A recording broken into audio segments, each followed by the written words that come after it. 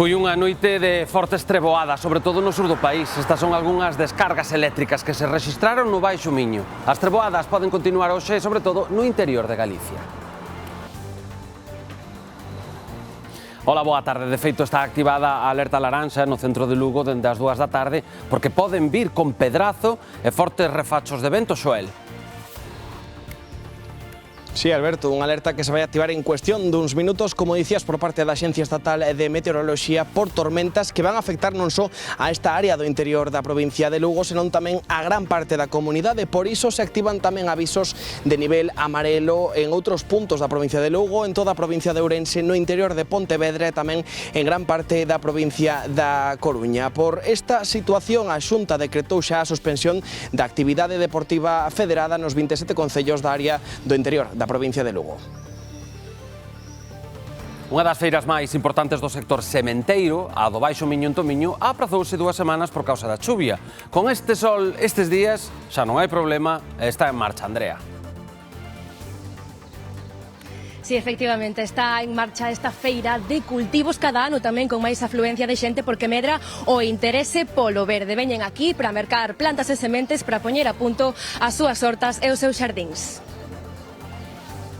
É un dos crebacabezas dos que teñen can durante o verán, buscar unha praia que permita que paseen por ela. Pois ben, Muxía está de parabéns, porque van ter varias opcións a partir deste verán. O Concello aprobou esta semana permitir o acceso en 3 dos seus areais. Iso sí, as persoas que accedan a estas zonas coas súas mascotas deberán telos baixo control. Nesas 3 playas, as persoas interesadas van a poder ir ca súa mascota libremente sin problema ningún. Me parece una idea fantástica, porque hace poco que no dejaban perros en la playa, entonces, bien, genial para ellos al menos.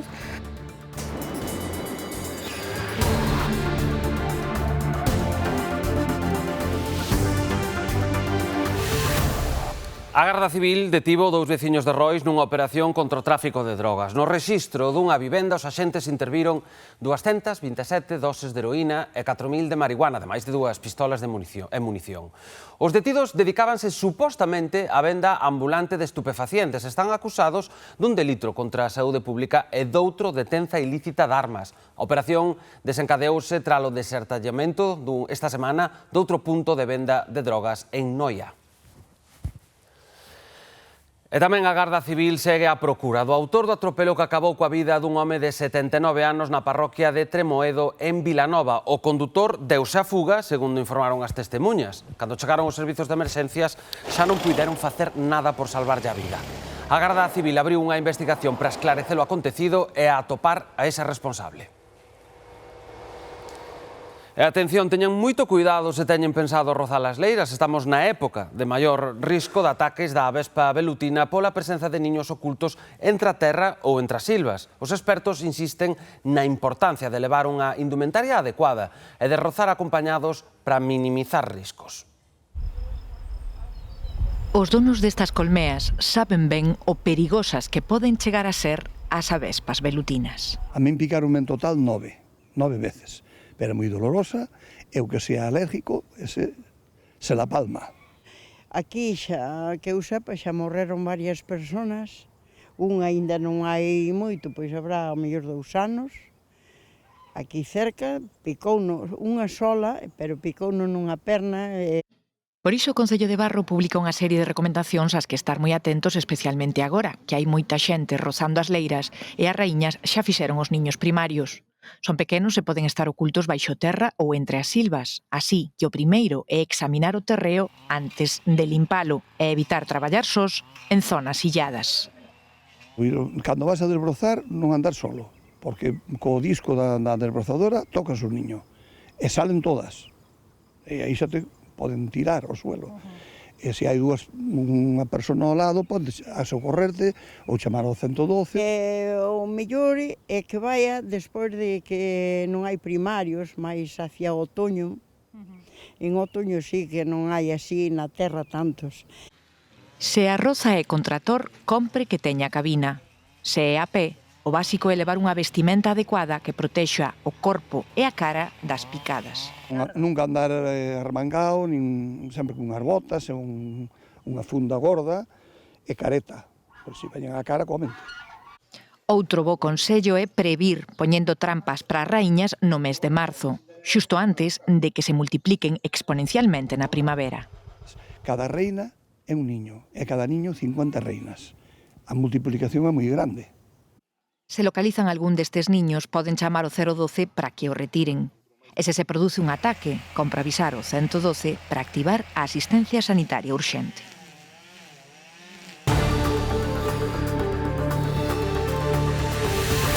Nos minutos iremos ata Tomiño, punto de encontro do sector verde esta fin de semana para ver as novidades que podemos atopar. En nada, aquí no Galicia Noticias.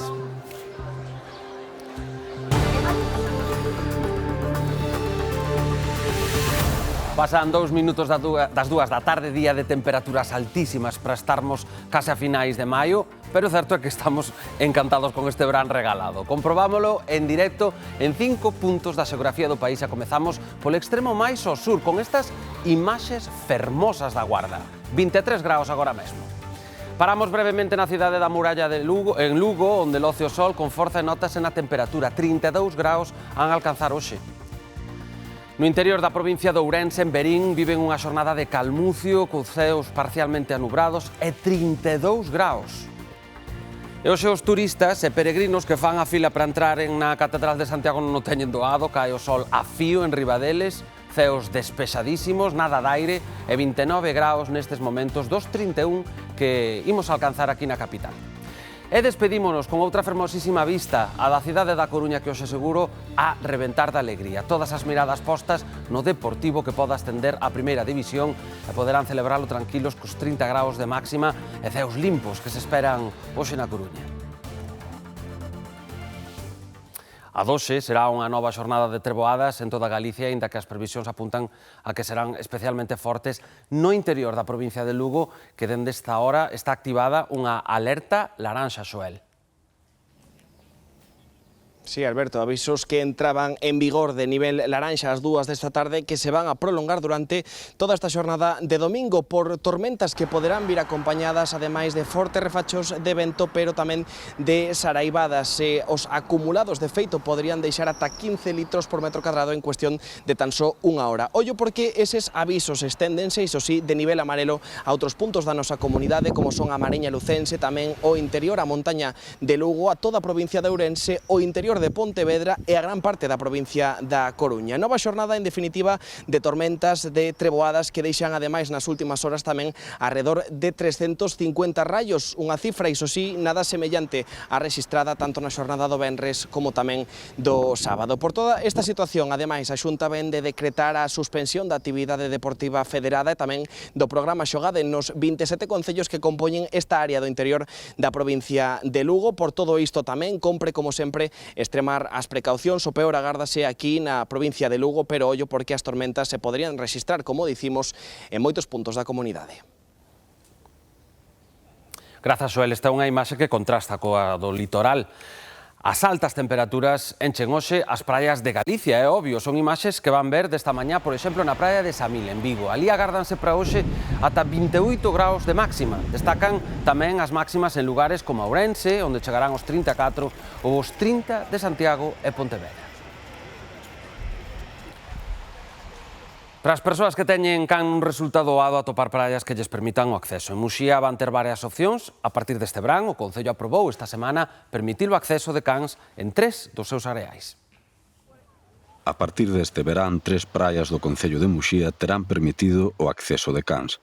O Pleno do Concello aprobou esta semana habilitar os areais de Borreiros, o da Area Grande de Leis e o de Espiñeirido. Con todo, as persoas que accedan a estas praias cos seus cans deberán telos baixo o seu control. Nesas 3 playas, as persoas interesadas van a poder ir ca súa mascota libremente sin problema ningún. Eso non quer dicir que libremente que cada un pode levar a súa mascota, non tela controlada, non tela perder a vista, e depois que esa mascota pode ocasionar calquer tipo de molestia ou lesión ou que sea agresión a outro animal ou calquer outra persona que tamén sea usuario dese arenal. No resto de praias de Muxías permitirase o acceso de cans con horarios restringidos, antes das 11 da mañá e despois das 8 da tarde. Me parece una día fantástica, porque hace poco que no dejaban perros en la playa, entonces, bien, genial para ellos al menos. Aquí que le tengo a uno, ¿sabes? Pues yo creo que es una buena medida porque siendo respetuoso y no habiendo problema se puede disfrutar. Y mucha gente que tenemos mascota podemos disfrutar también. Entonces yo creo que es muy buena medida. Con esta medida, Muxía convértese nun dos concellos galegos con máis praias onde se permite o acceso de cans. Hai xa algo máis de 30 anos que no Grove se puxeron mans á obra para restaurar un patrimonio mariñeiro que se estaba perdendo. Falamos da Asociación de Amigos da Dorna Meca. Embarcamos con eles para que nos falen da historia destas embarcacións. Cando naceu a Asociación de Amigos da Dorna Meca nos anos 90, pouco quedaba xa daquel xeito tradicional de ir ao mar e daquelas embarcacións que querían protexer. Desaparecera o que era as dorniñas cando salían ao mar a vela, sobre todo estas pequenas, que iban os mariñeiros con veliñas pequenas, aproveitaban o vento para vir para a terra e todo iso foi morrendo. Chegaron a tempo e aos poucos conseguiron recuperar unha frota de case 20 embarcacións. Cada primavera toca repasalas para volver botalas ao mar. Sí, quedan dentro, invernan dentro, despois, cando empeza a temporada, volvemos a que ten un mantenimiento que é madeira, un pouco de brea, fijar un pouco e patente, e po mar. E no mar falan do que foi a actividade mariñeira aquí. As pequenas pescaban dentro da ría, as de tope, barrigudas, eran pras nasas, e as máis grandes, as xeiteiras, que din que chegaban a vela a Muros ou a Vigo, e que aquí xa desapareceran. O que fixemos foi un pequeniño estudio entre varias personas, buscando fotos antiguas, falando todavía con mariñeiros que navegaron esas dornas, e con algún carpinteiro de Ribeira que quedaba, que fixo algunha. E aquí están a Irmandiña e a Meca, dúas dornas xeiteiras construídas ao xeito do Grove. As mecas teñen tapas de regala, que son estas peces que van por encima, cubrindo todo o redor da dorna, a proa máis lanzadas e unhas popas máis anchas. Corta mellor o agua, navega mellor, porque antes tamén había tamén regatas, como o tema das traineras, que enchegaban antes a terra por vindiantes. Agora fan regatas deportivas. Compiten todo o verán, pero a axenda da asociación tamén inclúe cursos para ir formando novos afeccionados nas técnicas de navegación tradicional. O que hai que saber ventos, hai que ser subida de velas, as corrientes, bueno, hacemos cursos tanto de vela como a remos. Queren que as dornas sigan no mar e non convertidas en pezas de museo. Levan cousa de 30 anos traballando para iso e agora o reto está en facer canteira. E catar xente nova, nós pois estar aí para enseñarñes, se non é polas asociacións que temos nós, de todas as rías, isto vai a deixar de ver polos pueblos mariñeiros e levantaron pueblos, estas dorniñas, polo menos un respecto ao patrimonio. Pois imos do mar a terra. A Feira de Cultivos do Baixo Miño volveu esta fin de semana. E dicimos que volve porque tivera que ser aprazada 2 semanas e tratase dunha cita clave do sector sementeiro. Andrea. Sí, un evento moi importante para os amantes dos xardíns, das hortas e, por suposto, tamén para os viveiristas daqui desta zona do Baixo Miño, onde expoñen e venden os seus produtos. Nos estamos precisamente con Nuria Castro, que é a súa presidenta. Que tal, Nuria? Pois contanos, que podemos atopar aquí neste evento? Hola, bons días a todos. Pois nada, neste evento podedes atopar un montón de postos de artesanía, temos un montón de actividades, máis de 30 actividades este ano, pero bueno, sobre todo, o que, como podedes ver, o que máis temos son plantas, porque somos exponencialmente produtores de plantas. Que é o que máis está mercando a xente? Que é o que máis está triunfando?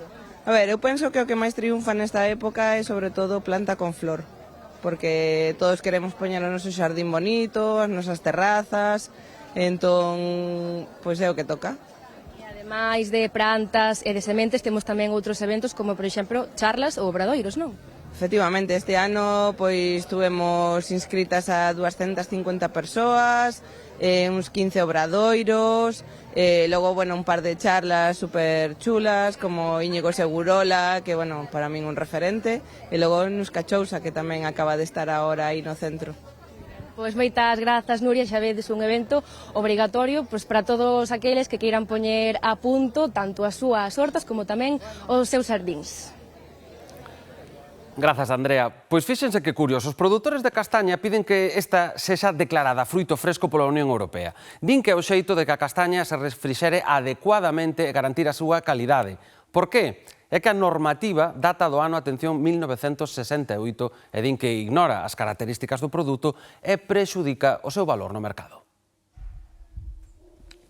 A normativa europea nomeou a castaña como froito seco no 1968. Baseouse para elo en que o seu nivel de humidade está por baixo do 50%. Pero hai xa uns anos empezaron as discrepancias. Os produtores consideran a castaña un froito fresco.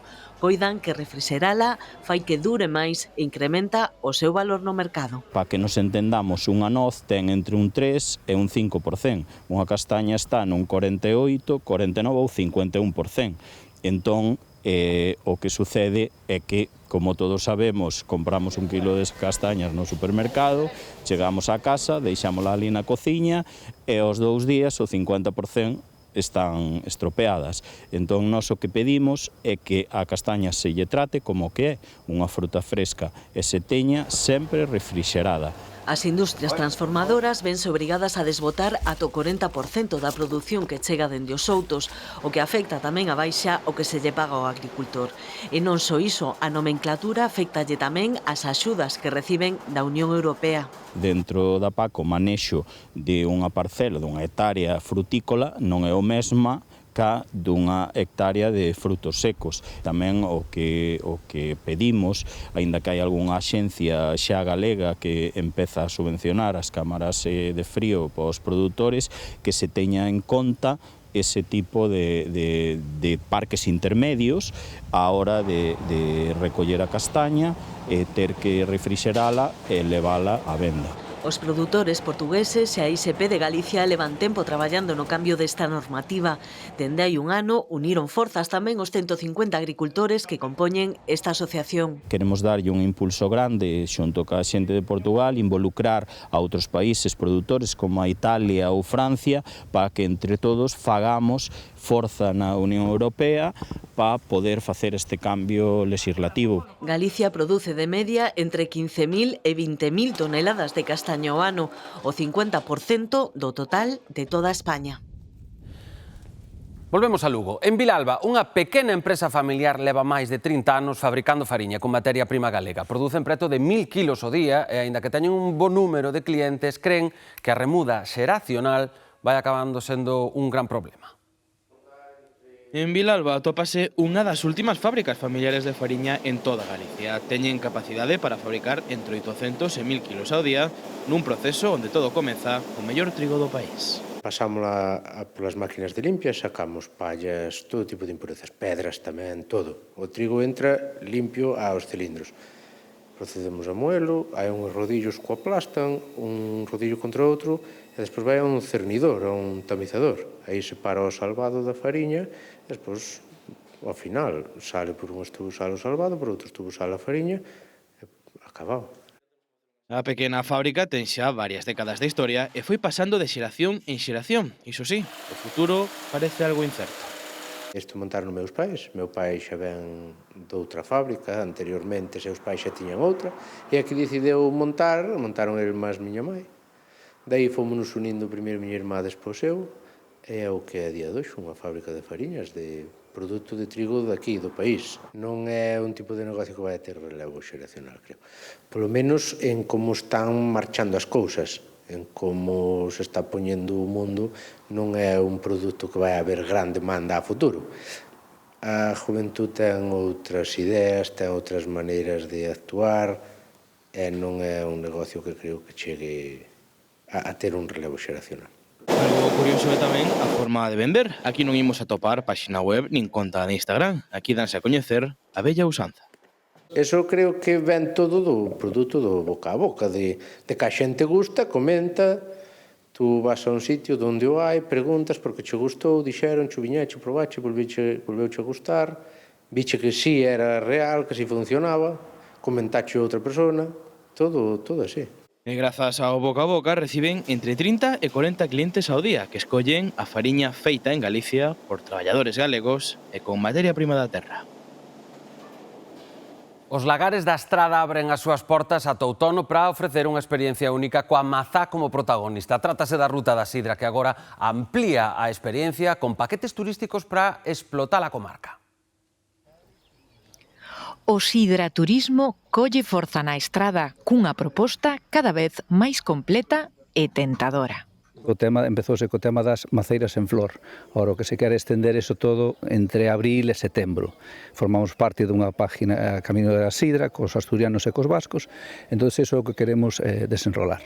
A estrada e a comarca do Deza en xeral ten moito potencial nese sentido. Solo se trata de sabelo vender e de creer que o podemos vender. En esas en las que estamos, claro. Dende a floración ata o momento da colleita, 3 elaboradores ecolóxicos abren as portas dos seus lagares para dar a coñecer unha sidra con personalidade propia. A deste lagar, por exemplo, non se escancia.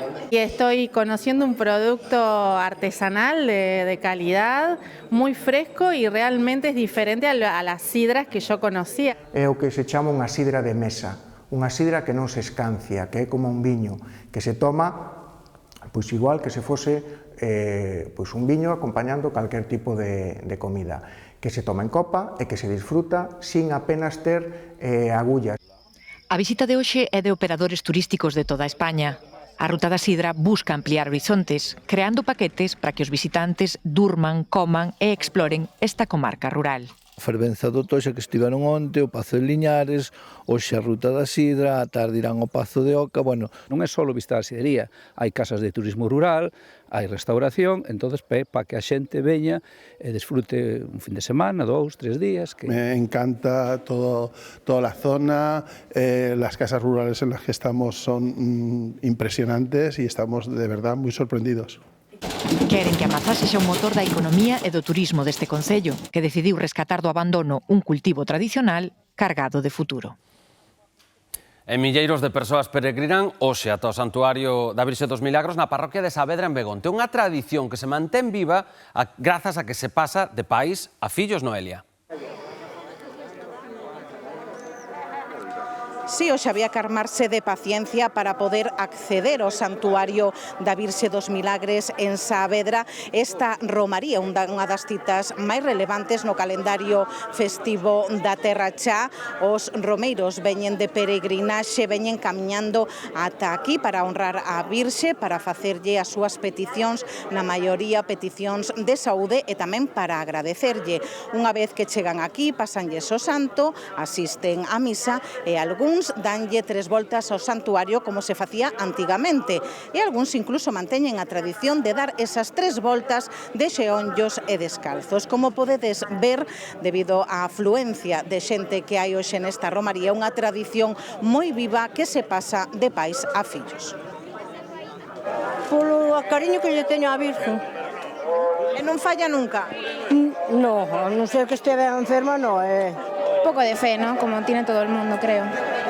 Así que, bueno, a seguir muchos años más. Pasar un pouco o rato e poñer unhas velas, que é tradición, e pedir, bueno, sobre todo salud e o resto, o que veña logo. Estou aquí todos os anos, está a tope. Domingo, que é o propio día, o 24, isto é unha maravilla. E pasamos un rato por aquí, tomamos un vermú, comemos algo máis e por aí. É disfrutar do día.